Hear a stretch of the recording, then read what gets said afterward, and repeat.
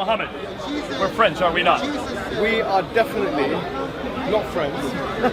I'm your friend. No. He hates me, but I love you.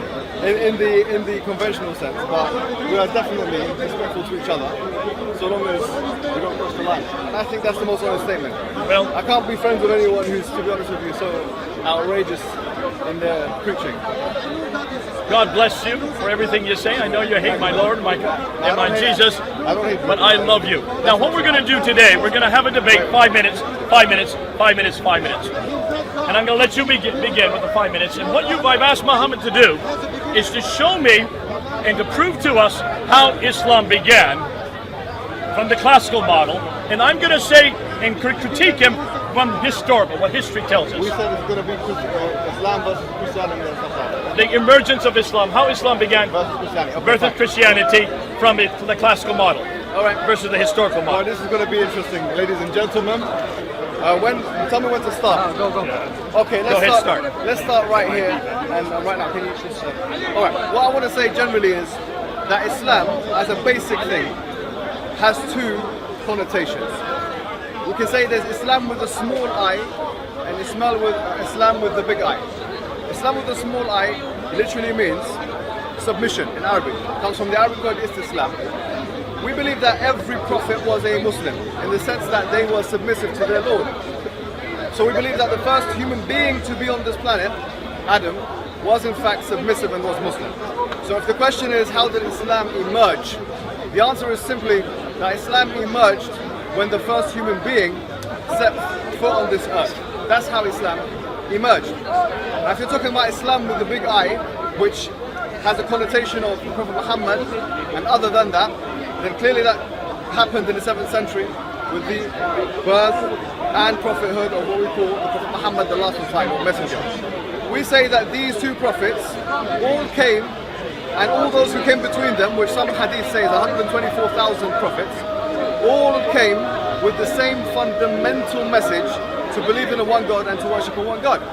This message is not only iterated and reiterated in the Quranic discourse, but no doubt it's iterated and reiterated in the biblical discourse, which is why you'll find in Deuteronomy chapter 6 verse number 4, where it says, Shama Yisrael Adonai Elohim Adonai Echad.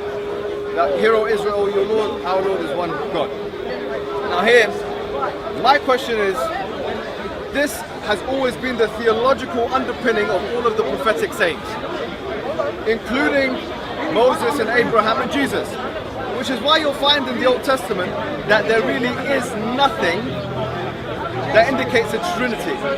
And I challenge J. Smith today to prove to the contrary of that. I challenge J. Smith today to give me one unequivocal, unambiguous... We're not talking about the Trinity. No, Let's keep to the history of Islam. unambiguous verse in the Old Testament which refers to the Trinity. Because what we're saying is, how did both of these religions start? How did Islam start versus how did Christianity start? The answer is this: Islam has always been there, as I've just explained, my model. However, Christianity undertook a clear historical development, which is what I will prove today, which started with Binitarianism and continued on to Trinitarianism, and Theodosius II in the year 381 literally forced Christians to adopt the triune position and to completely forget about all of the other models, including Arianism and subordinationism. So here, if you compare the theological underpinnings of Islam and how Islam is consistent with all of its prophets with the Christian message, and how, number one, the Old Testament is not consistent with the New Testament, and number two, that it is clear to any objective historian that there was a clear historical development in Christianity, that which meant for the councils like Council of Nicaea, Constantinople, Chalcedon in 325, 381 and 451 respectively, to formulate the theological creed of the Christians. My question is, why don't you just go back to what the Old Testament says? Why don't you go back to Deuteronomy chapter number 6, verse number 4, where it clearly states, Shema Yisrael, Adonai Elohim Adonai Echad. Hear, O Israel, your Lord, our Lord is one God. This is the kind of thing that all of the prophets came with. This is the same message that the Prophet Muhammad came with, and no doubt we believe this is the same message that Jesus came with. How long do I have left? 1 minute, that's brilliant. Okay. Now, so the things I've been able to raise here in today's discussion. Point one, that Islam has two different connotations. You have Islam with a small I, and you have Islam with the big I. Islam with the small I is submission, which all of the prophets. He's still got a minute. I've got 40 seconds. 43 seconds. Islam with a small I has always been in existence.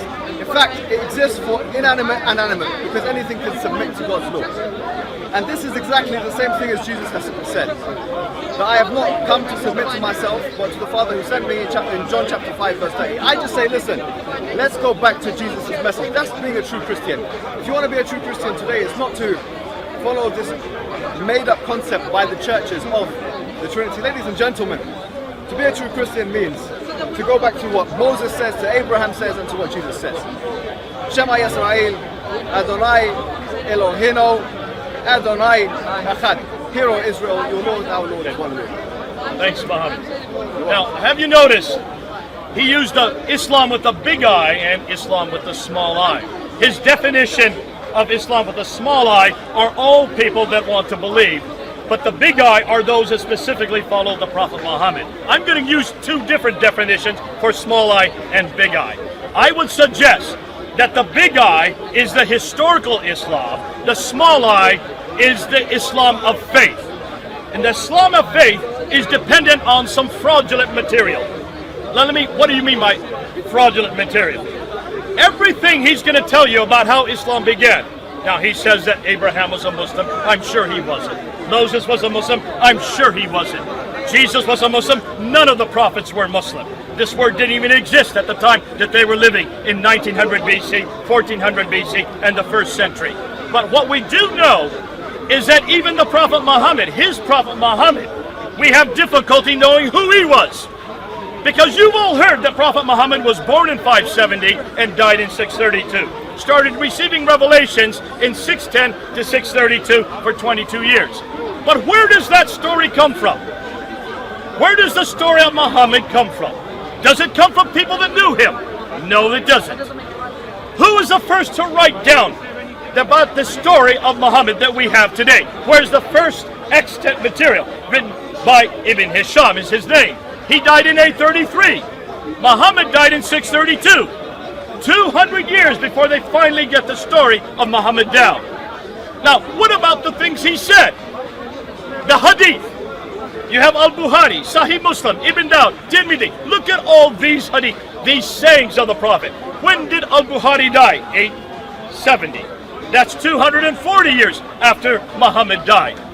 So everything he's going to tell you about the Muhammad or Islam with the small I is dependent on source material that comes from Ibn Hisham 833, Al-Waqidi 835, Sahih Muslim 870.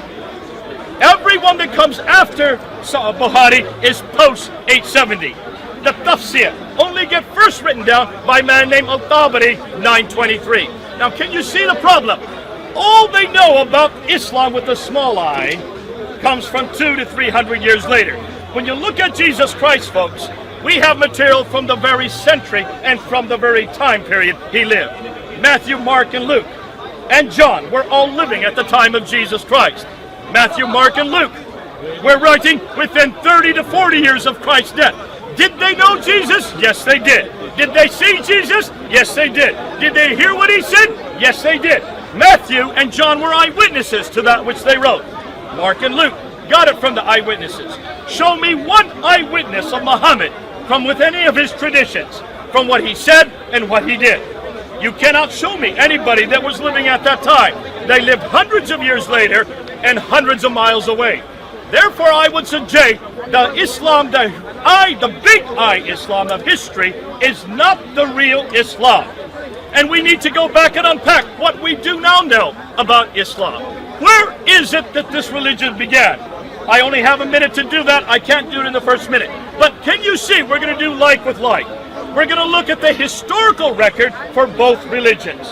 We're going to show that when you look at Christianity, when you look at the person of Jesus Christ, the fact that he died on the cross, something that Islam disputes, the fact that he rose again, That's what true Christians believe. Every Christian wants to know, did God, in the form of Jesus Christ, did he die and rise again? Is that a historical fact? Can we show that Jesus did die? Muslims can't do that. Muslims can only assume he did not die. There's only one reference in the Quran, Surah 4, Ayah 157. One reference to say he did not die. If he did not die and rise again, I'm damned. And so is everybody here who's listening to me. Christianity is not just the Trinity like he would like to say. Christianity is the fact that God came to earth, God died on the cross, God rose again for everyone here, and that's a historical event. What Muhammad did, what Muhammad said, we're now seeing is not historical. We're going to unpack that for you and show you what we mean. And we're going to show you how difficult it is going to be for Muhammad to show me that Islam, the big I, the real historical Islam, is the real Islam. We're going to show you the big C, Christianity. There is only one Christianity, and that's the historical Christianity. Thank you, Jake. God bless you. Over to you, Muhammad. Thank you very much, Jake. This is really going to become very embarrassing today. No. Let them decide that. No. This is going to be really, really embarrassing today. He says that the first books of Hadith, or the first books of, let's say, compilation of Ibn Hisham, Ibn Ishaq, which you couldn't pronounce properly, and I'm sure that he has not been able to tap those books in the primary source material because لا تستطيع أن تتكلم باللغة العربية الفصحى. هل تستطيع أن تتحدث باللغة العربية الفصحى؟ So do you speak Greek? So you can't speak Arabic, so you can't access the books. Excuse me, calm down. That's point number one. Point number two here is what I wanted to make. Can you hear me, guys? Yeah?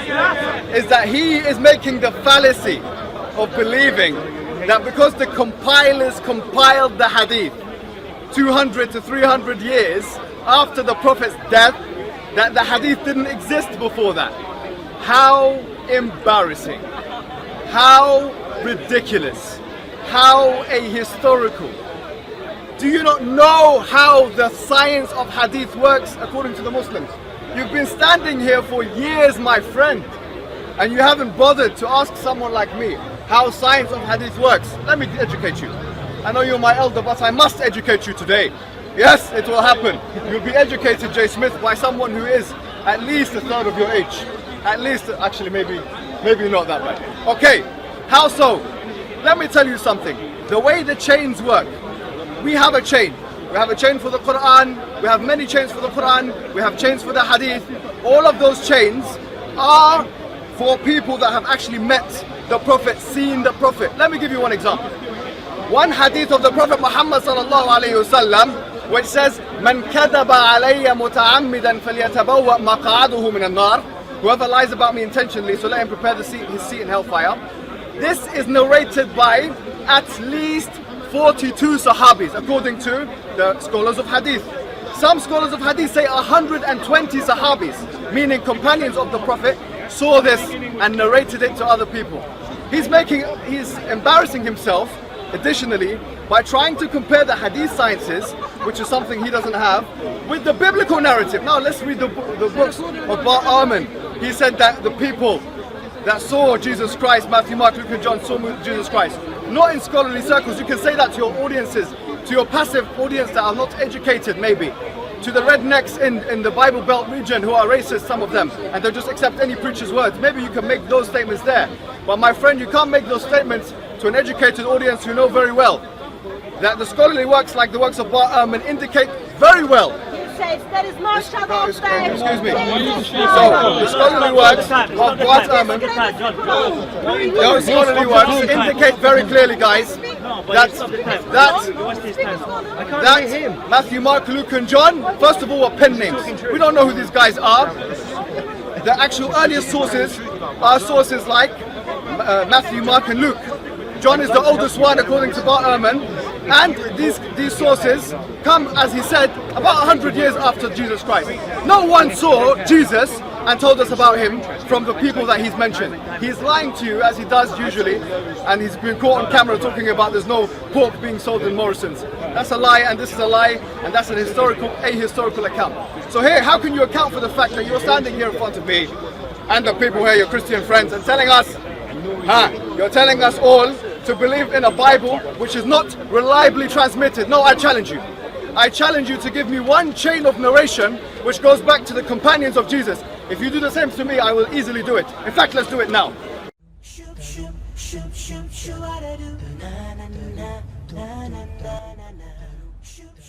إذا أعجبك الفيديو لا تنسى الإعجاب والتعليق، ولكي يصلك كل جديد اشترك الآن.